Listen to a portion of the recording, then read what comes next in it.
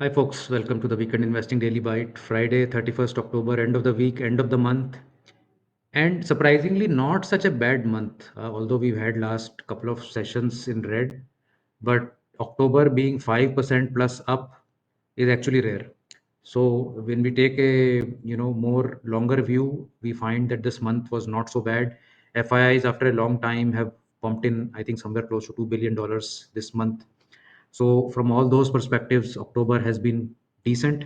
Of course, we are disappointed over the last couple of days of the move. Disclaimer as always, please read fully, understand it, and then move forward in the video. Today there was a new notification from SEBI that Bank Nifty is going to go through a restructuring. And so far, Bank Nifty had 12 constituents. Now the constituents will increase to 14. The weights of the constituents, the earlier limit was 33%. Now they'll be capped at 20%. So HDFC Bank, ICICI Bank, which were SBI, which were dominating the weights in that existing portfolio, will not be beyond 20%, any of them. The combined weight of three banks will not be exceeding 45%, which currently is 62%. And so this will require, as I said, HDFC Bank, ICICI Bank, and State Bank of India, a lot of uh, funds, Bank Nifty funds, uh, fund arbitrage funds, all kinds of funds which were tracking Bank Nifty as their benchmark. They will all need to cut down on these three and add new ones. Perhaps Yes Bank, perhaps Indian Bank, Union Bank, Bank of India could be four new candidates for inclusion. Adjustment to be done in four tranches gradually till March 2026. First adjustment to be done in December 2025. So enough runway is there for this adjustment to happen. But this is something that will probably help the Bank Nifty trading universe, which was extremely volatile because of its concentrated bets. Subscribe to our channel if you haven't so far. 50% of you are watching but not subscribing. Please tell us a reason or subscribe. Where is the market headed? Markets have come to this recent bottom and is a bit nervous right here. Certainly, we've lost the steam that we had in this leg, and we are now looking for a new support. Whether we'll find the support here itself or we will come down to the previous highs or this average to find support, we will only come to know next week. There was a few days when it was almost, it felt like the India US deal was about to happen, but then just the narrative just fizzled away. Also, the Fed's move to say that perhaps there will be no cuts in December is also disappointing some parts of the market. Nifty down 0.6% for the day. Nifty Junior down 0.37% for the day. Mid caps also down 0.49%. Small caps down 0.56%. And Bank Nifty, despite the restructuring potential now, down only 0.44%. So no great fall as such anywhere, but just listless sort of a move. Gold also very, very flat today at minus 0.21%. Silver is up marginally at 0.17%. If you see the gold and silver charts, they have taken an appropriate correction. And now it is up to the market's mood whether they want to re-challenge the previous high and go higher or not.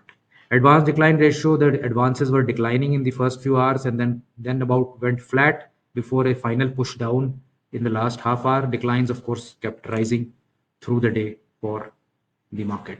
So significant losses in some stocks. You had Cipla, Eternal, Hindalco, uh, Adani stocks, Kotak Bank, HDFC Bank, ICICI Bank, all lose some ground. Bharti Airtel, Bharat Electronics, and Eicher Motors were the two stocks that were really standing out in the Nifty.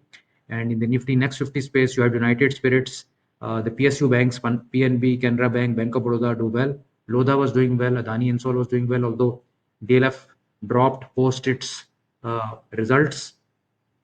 And uh, the wave of lower interest rates that started few days back also has been nullified right now.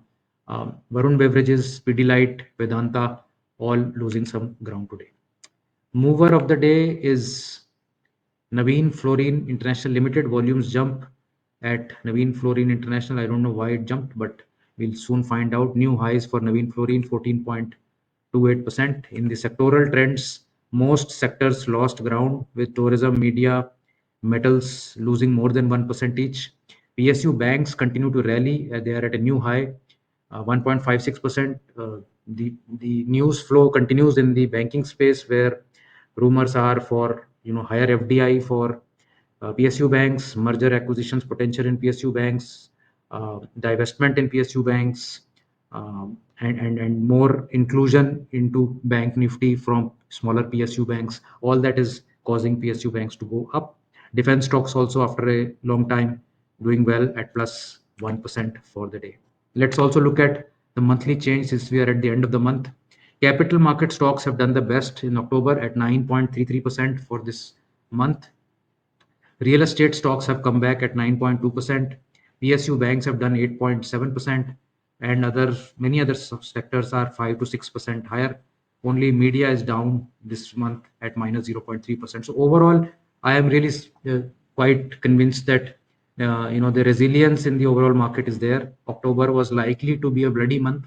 It has not been that, and I think that gives me more confidence going forward.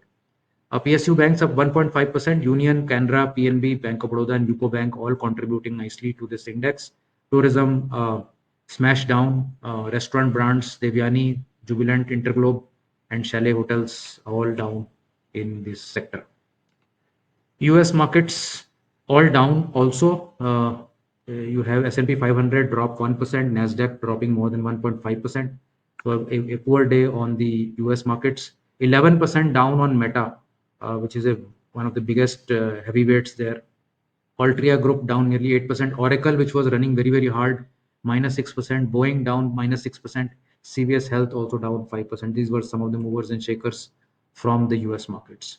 In the tweets of the day segment, you had the gold monthly chart completing today. So when we look at the gold monthly chart, this rally that started in H2 of 2022 has now entered its third year, and virtually it is unstoppable. Even in the month where we saw more than 10% drop, at the end of the month we are still having a green candle. We'll only come to know if the month low gets broken. That will be a sort of a support break now going forward. But yes, it is extended. It has gone away from the moving averages. The RSIs are still higher than where we would like it to be. But that's how things change when they do.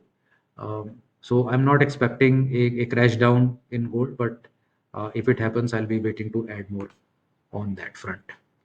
Today, in the second video, we will be doing a Ask Weekend Investing round. Stay tuned. A lot of your queries are going to get answered there. Do watch this episode, and if you like this current video, do like and share this video. And I certainly wish you a very, very happy weekend ahead, and I'll see you next week. Bye.